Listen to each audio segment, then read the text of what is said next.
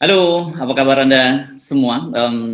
Senang sekali saya Subno Arif dari Forum News Network bisa mengajak Anda kembali berbincang dengan Bung Rocky Gerung. Tetapi sebelum saya melanjutkan perbincangan dengan Bung Rocky Gerung, saya mesti mengucapkan terima kasih dulu nih kepada subscribersnya Rocky Gerung gitu yang rupanya sebagian bedol desa nih Bung Rocky gara-gara himbauan Anda untuk meng-subscribe ke channel anti kudeta Off the Record FM.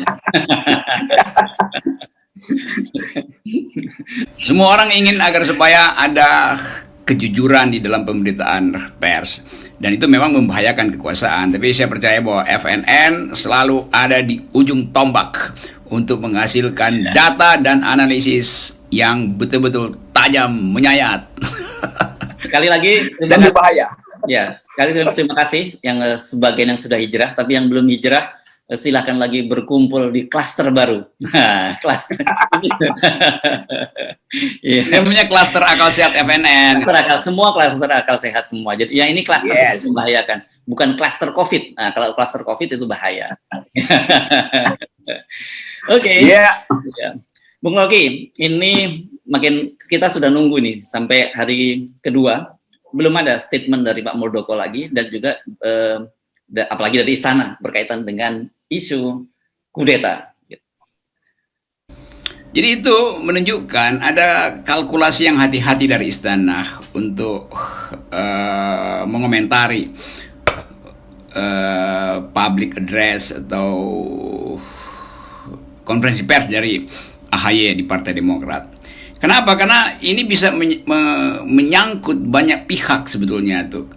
Dan ini sama seperti siapa dulu itu, saya lupa nama, All the President Man itu, waktu skandal Watergate itu kan satu orang deep throat dia bicara, terus ternyata itu satu komplotan besar tuh, yang skandal ketika Partai Republik Presiden Nixon itu memata-matai, mengupingi lawan politiknya di Demokrat. Nah ini juga sama nih, kebetulan Demokrat juga yang diintai oleh Richard Nixon pada waktu itu dia presiden, dan dia terbukti melakukan kecurangan, lalu dia lengser diturunkan oleh publik. Jadi kita ingin agar supaya skandal ini dalam skala apapun harus kita buka, karena kita udah berjanji untuk menghasilkan demokrasi yang betul-betul bermutu.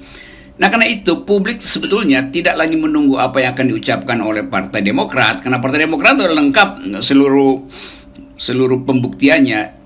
Justru menunggu Presiden Jokowi mengucapkan sesuatu tuh. Karena kerumitan politik kita kadangkala seolah-olah presiden tidak tahu.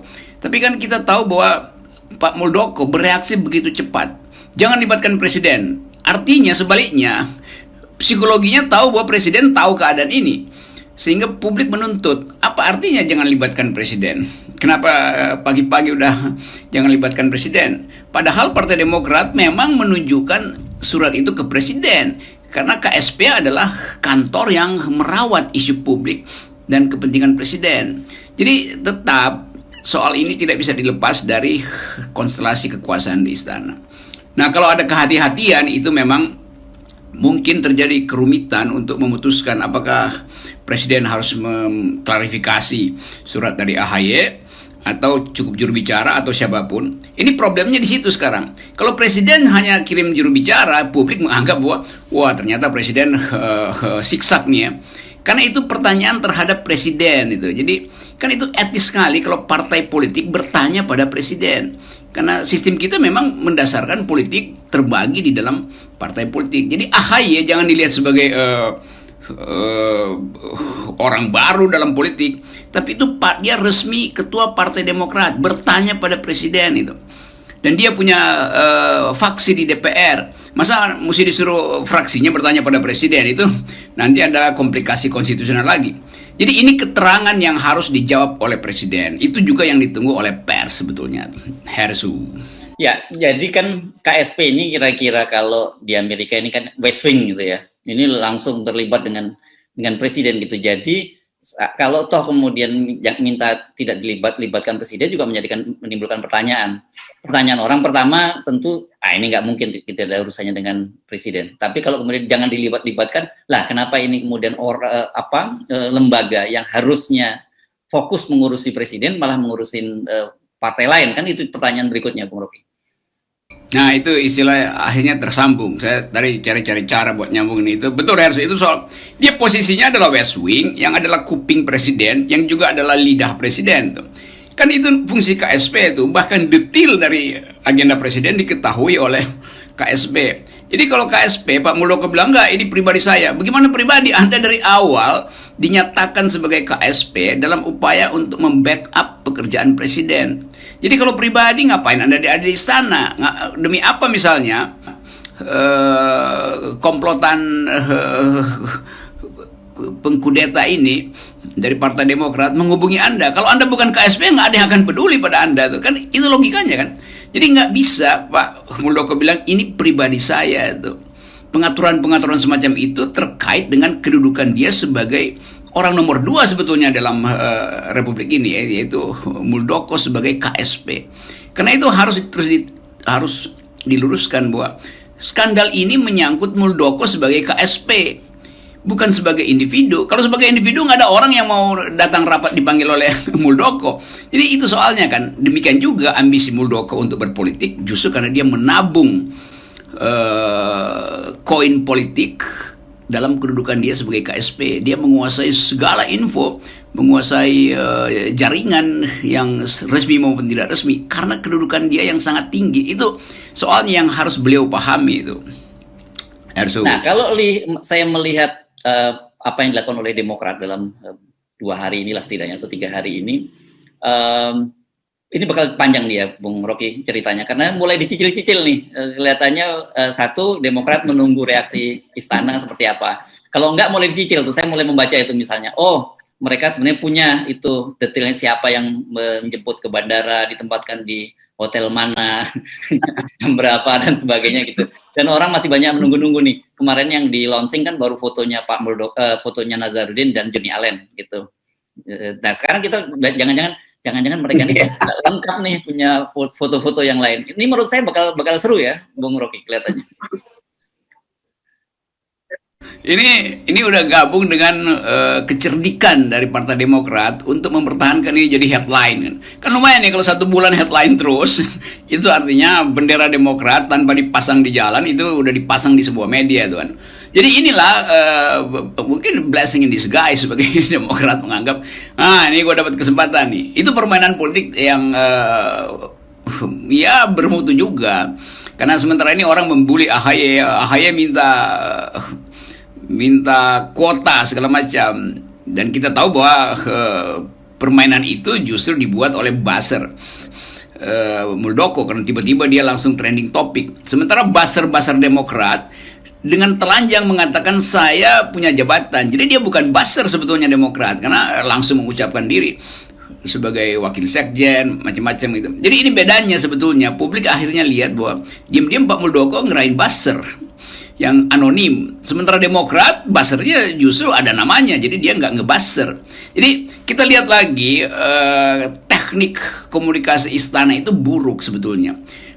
Coba misalnya juru bicara presiden yang ambil alih untuk sementara. Tapi kan kita tahu bahwa KSP dan juru bicara presiden bilang, kami belum mengerti detailnya tuh. Itu bagian buruk dari komunikasi politik. Kami belum mengerti. Itu diketawain orang, ngapain jadi juru bicara kalau nggak ngerti isu publik? Kan juru bicara harus mengerti minute detail dari perkembangan politik. 2 detik sebelum pers tahu, mestinya juru bicara udah tahu tuh. Ini kami belum periksa. Ini terbaca bahwa sistem berpikir istana dalam mengolah diplomasi politiknya rendah sekali itu. Yeah. Oke, gitu. Saya lihat mulai blunder awal itu ketika Pak Muldoko itu langsung terjun ke gelanggang komunikasi politiknya ya. Padahal kan beliau ini harusnya sebagai jenderal itu di belakang dulu dong ya. Mestinya yang lain dulu bicara gitu. Baru setelah tahu medan pertempuran seperti apa itu baru ditentukan. Ini kan Pak Muldoko belum tahu dalamnya air nih. Tiba-tiba langsung nyemplung aja, langsung disambut begitu kan oleh teman-teman Demokrat. Nah itulah jenderal kalau udah nggak terlatih bikin strategi itu bisa salah baca peta. Itu sama dengan beberapa kejadian yang menimbulkan gagal operasi karena pakai misalnya ada peta lama, peta mungkin zaman kolonial, dianggap itu masih hutan, maka diterjunkanlah di situ pasukan pengintai pertama. Ternyata itu udah jadi kebun sawit, maka langsung kelihatan penerjunnya ya ditembak di situ tuh. Jadi salah baca topografi itu. Dan ini juga menyangkut semacam ambisi yang ingin cepat-cepat berkuasa tuh, sehingga tidak tidak bersih, mengurai potensi dia terjebak di dalam opini publik. Nah itu sebetulnya yang saya ingin nasihatkan pada Pak Muldoko, supaya sebaiknya buka aja, karena nanti Anda makin banyak nikung-nikung, nanti kepleset sendiri itu, karena Partai Demokrat tahu di mana tikungan yang licin, bahkan udah licin hujan ditaruh oli pula di situ kan, nanti kepleset tuh. Sayang Pak Muldoko kalau kepleset hanya karena ketergesa-gesaan untuk denial sesuatu yang sebetulnya disimpan secara cermat oleh Partai Demokrat. Jadi bukti-bukti itu memang betul harus akan dicicil. Dan itu permainan, ini udah permainan marketing Partai Demokrat yang merasa mending dicicil supaya terus-menerus ada banner dibicarakan oleh talk show gitu kan, itu soalnya tuh. Ya dua kali kalah nanti Pak Muldoko. Pak Muldoko nggak bisa nyicil karena dia ada di dalam posisi terpojok sebetulnya. Oke. Ini menarik ini karena ini bisa jadi politainment ini. Kalau ini kan kayak kalau sinetron tayangan stripping gitu ya, yang bisa setiap hari diputar berseri-seri gitu. Dan semakin istana diam itu kesempatan mereka untuk mencicil itu semakin asik gitu ya, karena mereka bisa bermain sendirian. Saya nangkap ini serinya akan panjang karena nama-nama lama juga disebut. Nasaruddin yang di penjara itu kaitannya dengan bisnis-bisnis bawah tanah atau bawah meja itu masih berlangsung. Nanti akan dicari kaitannya dengan seorang menteri misalnya di kabinet sekarang tuh, atau partai tertentu yang masih membutuhkan deal-deal di bawah tanah. Jadi akhirnya saya lihat bahwa endingnya ini akan ke Jokowi itu. Dan berarti orang akan pakai asumsi kalau Pak Jokowi tidak menerangkan dengan baik, berarti Pak Jokowi lagi menyusun alibi itu. Kan itu soalnya kan. Nah alibi itu yang dengan mudah orang baca bahwa Demokrat mungkin harus disingkirkan karena potensial untuk AHY, potensial koalisi dengan Anies Baswedan, itu soal-soal begituan kan langsung masuk di kepala publik kan. Dan karena itu mungkin equation permainan politik akan berubah lagi itu. Lalu orang akan anggap bahwa kalau begitu memang dinasti Pak Jokowi nggak akan berlanjut karena akan dihadang oleh Anies dan AHY. Jadi seluruh variabel akhirnya menjadi faktor yang tadinya sekedar variabel sekarang jadi faktor. Nah ini yang ditunggu oleh publik. Tetapi bagi partai-partai yang sedang berkuasa juga melihat peluang untuk regrouping gitu. Karena menganggap ya kalau begini berarti betul-betul presiden udah di dalam keadaan lame duck, saya terangkan kemarin.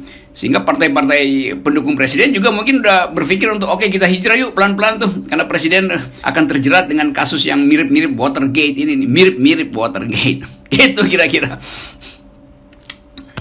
Nah, tapi yang orang mesti jangan lupa, ini pertandingannya akan menarik karena di situ ada seorang SBY. Itu jangan dilihat AHY yang mayor ya, Bung Rocky. Dan kan sebagai seorang yang jagoan strategi, itu kan terbukti dengan cara beliau bisa kemudian menjadi presiden 2 kali.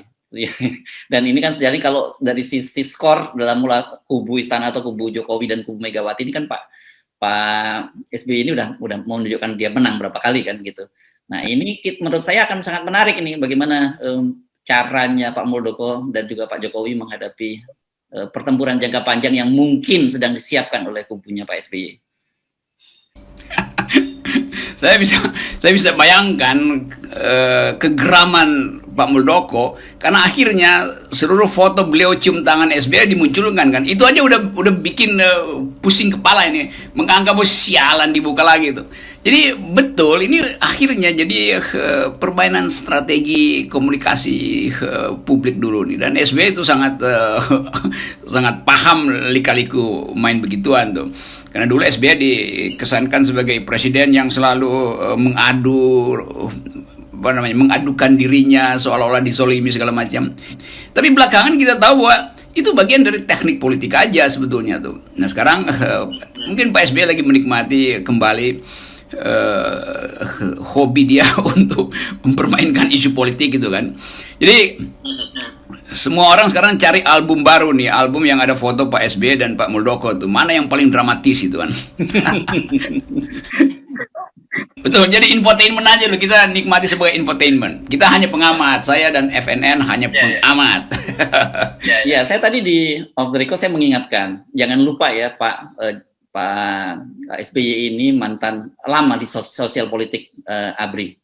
Ya pada waktu itu ya, Asospol, Kasospol dan sebagainya, dan mainan begini ini dulu di zaman dulu ABRI itu biasa banget, ini jagoannya mereka main-main begini ini kan gitu.